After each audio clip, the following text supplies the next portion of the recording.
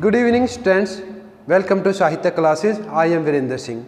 Today in this video we are going to start unit number 6 of your paper 1, that is logical reasoning. In this unit first we discuss a topic that called logical Venn diagram. Logical Venn diagram. Venn diagram is a set of diagram that define all possible or logical relation between different set of objects. Venn diagram we discuss three types of relation. First is all, second some, and third is no. So start from first all. Now take an example of all, like apple and fruit. Suppose अगर हमें Apple और fruit का logical Venn diagram बनाना है तो हम उसको कैसे बना सकते हैं. We know all apple are fruits, so we made two circle. First is for apple, second is for fruit. We can say that all apple are fruit. Then और example ले लेते हैं हम इसके. Man, human being, like all men are human beings. All is unidirectional, means we can say that all apple are fruit, but we can't say that all fruits are apple. Now discuss sum. Sum, अब sum का example लेते हैं, जैसे doctor and mail. अगर हमें doctor और mail में relation बताना है तो हम उसको डिफाइन कर सकते हैं सम में. लाइक सम, ये है डॉक्टर, ये है हमारा मेल, तो ये क्या हुआ, some doctors are male and some males are doctor. So some is bidirectional. फिर हम लेते हैं नो. नो का एग्जांपल हम लेते हैं लाइक चेयर एंड टेबल. अगर हमें चेयर और टेबल में वेन डायग्राम बनाना है तो हम कैसे बनाएंगे. हमें पता है चेयर और टेबल का कोई भी रिलेशन नहीं है, तो ये कैसे बनेगा, two different circle, one is for chair, another is for table. So यहाँ से हमें क्या पता चलता है, ऑल क्या है, यूनिडायरेक्शनल. मतलब जैसे all apple are fruit, then all fruits are not Apple.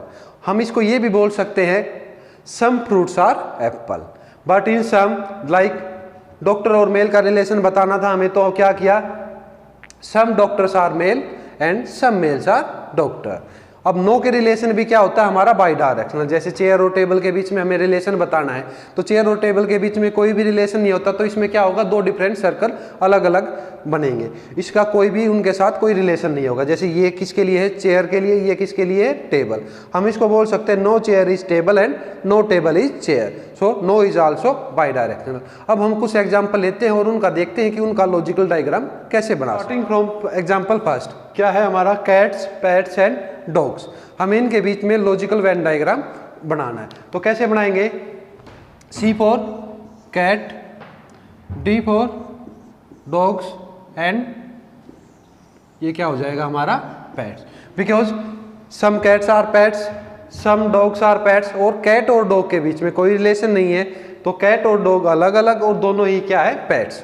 कुछ ये भी नहीं है कि सभी कैट्स पैट होगी या सभी डॉग्स पैट्स होंगे, तो क्या होगा, some cats are pets, some dogs are pets and no cat is dog. तो इसका लॉजिकल डायग्राम बनेगा हमारा ये. अब सेकंड देखते हैं, डॉक्टर, इंजीनियर एंड लॉयर्स. अब ये तीनों ही क्या है, अपने आप में अलग अलग प्रोफेशन है, तो इनके बीच में कोई भी रिलेशन नहीं है, तो यहाँ इनका लॉजिकल वेन डायग्राम बनेगा हमारा नो का. ये किसके लिए है, डॉक्टर, इंजीनियर एंड लॉयर्स. इनके बीच में हमारा कोई भी रिलेशन नहीं है, तो इसको हम डिफाइन करेंगे थ्री डिफरेंट सर्कल से. नेक्स्ट एग्जांपल है हमारा सेकंड, मिनट एंड आवर.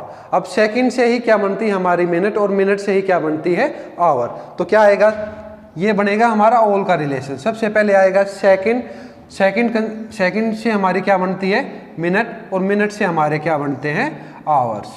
अब हमारा नेक्स्ट है mail, father and brother. We know all fathers are male and all brothers are male and some brothers are father. तो हम इसको कैसे मिलाएंगे? Some father are brothers and all father and brothers are male. तो इसका diagram, logical diagram बनेगा हमारा ये, some fathers are brothers, some brothers are father and all father and all brothers are male. अब नेक्स्ट चलते हैं, next example हमारा क्या है? टेबल, चेयर और फर्नीचर। हमें पता है टेबल और चेयर के बीच में कोई भी रिलेशन नहीं है, लेकिन टेबल भी क्या है हमारा? फर्नीचर, और चेयर भी हमारा क्या है? फर्नीचर। तो जो हमारा बड़ा सर्कल होगा वो किसको डिस्क्राइब कर रहा है यहाँ पे? फर्नीचर को। फर्नीचर के अंदर हमारा क्या है? टेबल, और एक डिफरेंट सर्कल किसके लिए है? चेयर के लिए। इससे क्या डिफाइन हो रहा है? All table are furniture, all chairs are furniture and no table is chair and no chair is table. और एग्जांपल लेके देखते हैं। So next example is female, mothers and doctors. इसको कैसे डिफाइन करेंगे?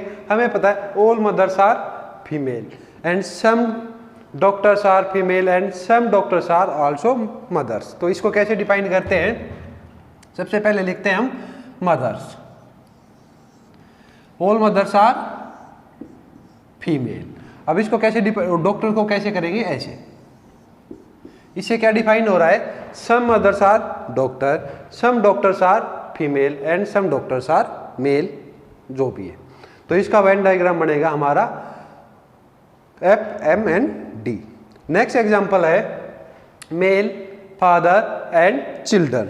इसको कैसे डिफाइन करेंगे हम? मेल, फादर एंड चिल्ड्रन को ऑल फादर्स आर मेल। सबसे पहले तो ये होगा ऑल फादर्स आर मेल। अब चिल्ड्रन क्या है? कुछ चिल्ड्रन क्या होंगे? मेल, कुछ चिल्ड्रन क्या होंगे? फीमेल। तो ये क्या आ जाएगा? Children, because no children is father. तो चिल्ड्रन और फादर का सर्कल अलग अलग होगा और चिल्ड्रन और मेल में सम का रिलेशन यहाँ बनेगा। नेक्स्ट एग्जाम्पल है हमारा professor, author and children. Professor, author and children. हमें पता है some professors are authors but children is a different object. तो ये इसका डायग्राम बनेगा, some professor are author, some author are professor, और चिल्ड्रन ही क्या होगा? इनसे अलग। नेक्स्ट एग्जाम्पल हमारा जज, थीप एंड क्रिमिनल। जज का थीप और क्रिमिनल से कोई भी रिलेशन नहीं है। हमें पता है ऑल थीप्स आर क्रिमिनल। तो इसका क्या बनेगा हमारा? ये जज अलग से, ऑल थीप्स आर क्रिमिनल। उसके बाद नेक्स्ट एग्जांपल है हमारा हस्बैंड, वाइफ एंड फैमिली। अब फैमिली में क्या होगा? हस्बैंड भी होगा और वाइफ भी होगा, बट हस्बैंड और वाइफ दोनों ही क्या है? डिफरेंट। तो ये क्या आएगा? एक बिगर सर्कल किसके लिए? फैमिली के लिए। फिर इसमें क्या आएगा? H for husband and W for wife, और ये दोनों ही क्या होंगे? इन दोनों के बीच में क्या है हमारा? डॉ का रिलेशन। उसके बाद नेक्स्ट है हमारा डॉग्स, एनिमल्स और पेट्स।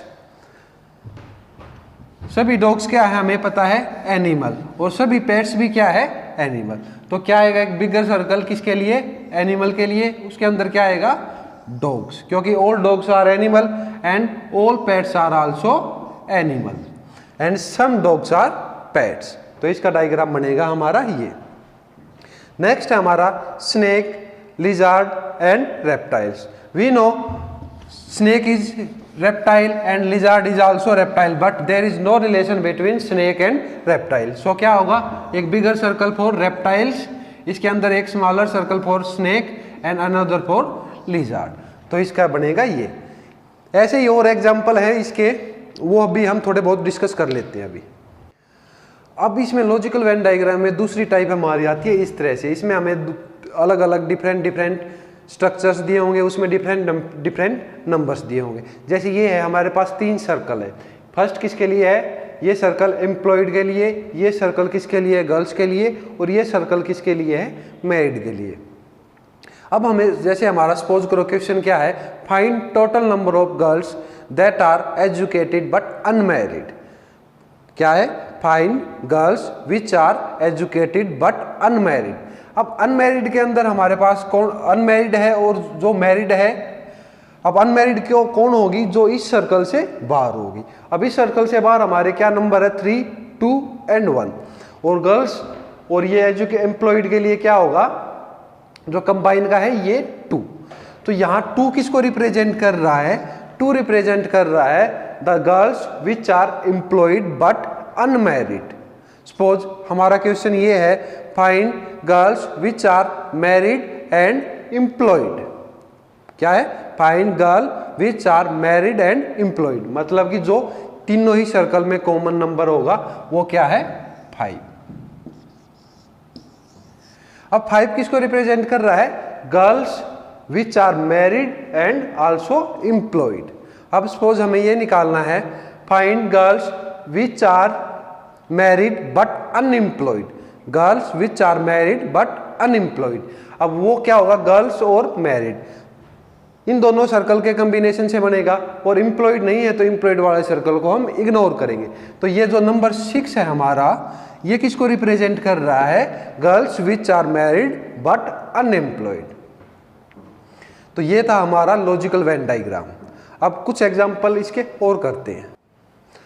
अब नेक्स्ट एग्जाम्पल देखते हैं। इसमें क्या है? हमारे पास 2 सर्कल है, एक है हमारा क्रिकेट प्लेयर्स के लिए, एक है टेनिस प्लेयर्स के लिए। और जो ये इन दोनों का कंबाइंड एरिया, ये वो प्लेयर्स है जो क्रिकेट और टेनिस दोनों ही खेल खेलते हैं। और टोटल नंबर ऑफ प्लेयर्स हमारे पास कितने गिवन है? यहाँ पे 40। अब हमें निकालना है, find number of players who play only cricket. Find number of players who play only cricket. अब देखते हैं क्रिकेट में हमारे पास टोटल प्लेयर्स कितने हैं? 25। अब इन 25 में से क्या है? 16 प्लेयर क्या है? टेनिस भी खेलते हैं। तो हमारे यहाँ अगर हमें सिर्फ ये निकालना है, find the number of players who play only cricket, तो क्या करेंगे? इस क्रिकेट वाले 25 में से हम ये 16 को क्या कर देंगे? माइनस कर देंगे। तो 25 माइनस 16 इज इक्वल टू क्या आ जाएगा हमारा? 9। तो 9 ऐसे प्लेयर हैं जो सिर्फ क्रिकेट खेलते हैं। अब जैसे हमें यह पूछा जाए कि find number of players who play only tennis. Find number of players who play only tennis. तो टेनिस में हमारे पास टोटल प्लेयर्स कितने हैं? 22। और ये जो 16 प्लेयर है ये क्या है? क्रिकेट भी खेलते हैं। तो टेनिस के नंबर ऑफ प्लेयर्स क्या हो जाएंगे हमारे पास? 22 minus 16, 22 minus 16 is equal to 6। तो 6 वो नंबर्स हैं जो 6 वो प्लेयर्स हैं जो सिर्फ और सिर्फ टेनिस खेलते हैं, क्रिकेट नहीं खेलते हैं। अब हमें ये पूछा जाए कि find number of players who play both the games.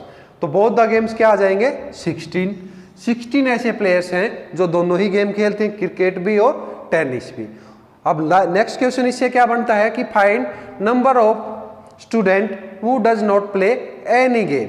Find number of student who don't play any game. तो क्या टोटल स्टूडेंट हमारे पास क्या है? 40 में से 6 प्लेयर क्या है? जो ओनली टेनिस खेलते हैं। 9 प्लेयर्स क्या है? जो ओनली क्रिकेट खेलते हैं। और 16 प्लेयर ऐसे हैं जो या तो क्रिकेट खेलते हैं या वो टेनिस खेलते हैं। तो इनका टोटल क्या हो जाएगा हमारा? 6 प्लस 16 प्लस 9। तो ये हो जाएगा हमारा 22 प्लस 9 31 ऐसे प्लेयर हैं वो कोई ना कोई गेम जो खेलते हैं, या तो वो क्रिकेट खेल रहे हैं या वो टेनिस खेल रहे हैं या दोनों ही खेल रहे हैं। हमें क्या निकालना था? Find number of players who don't play any game. तो टोटल प्लेयर्स कितने हैं? टोटल स्टूडेंट कितने हैं हमारे पास? 40। और उनमें से 31 क्या है? प्लेयर्स। तो 40 माइनस 31 इज इक्वल टू 9। तो 9 ऐसे प्लेयर्स, 9 ऐसे स्टूडेंट है जो कोई भी गेम नहीं खेलते, ना ही वो क्रिकेट खेलते हैं ना ही वो टेनिस खेलते हैं। अब नेक्स्ट एग्जांपल देखते हैं। इसमें क्या है? कुछ हमारे पास टोटल स्टूडेंट है 60, जिनमें से कुछ स्टूडेंट चेस खेल रहे हैं, कुछ कैरम और टेनिस। जो हमारा ट्राइंगल है वो रिप्रेजेंट कर रहा है उन स्टूडेंट को जो चेस खेलते हैं, सर्कल रिप्रेजेंट कर रहा है उन स्टूडेंट को जो कैरम खेल रहे हैं, और टेनिस रिप्रेजेंट कर रहा है रेक्टेंगल रिप्रेजेंट कर रहा है उन स्टूडेंट को जो टेनिस खेलते हैं। अब क्वेश्चन हमारा ये है, find total number of student who don't play any game. अब जो नहीं खेलते उनको कैसे निकाल सकते हैं हम? इन सभी को, ये सभी क्या है? प्लेयर्स। इनको हम ऐड कर लेते हैं। तो 9 + 8 17, 17 + 7 24, 24 + 10 34, 34 + 11 हमारा हो जाएगा 45, 45 + 12 हमारा हो जाएगा 57।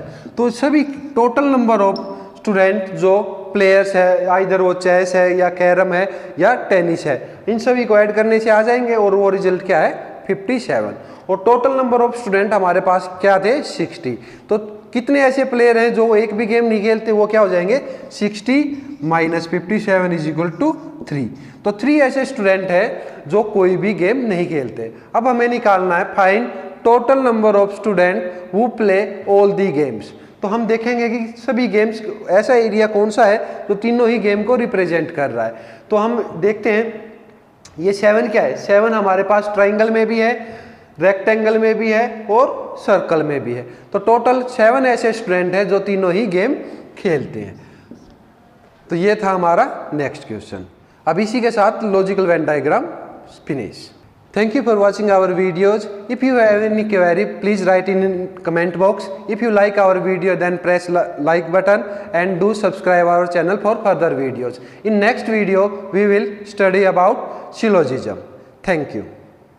Thank you so much for watching us, and do subscribe and like our comments. Okay, thank you so much.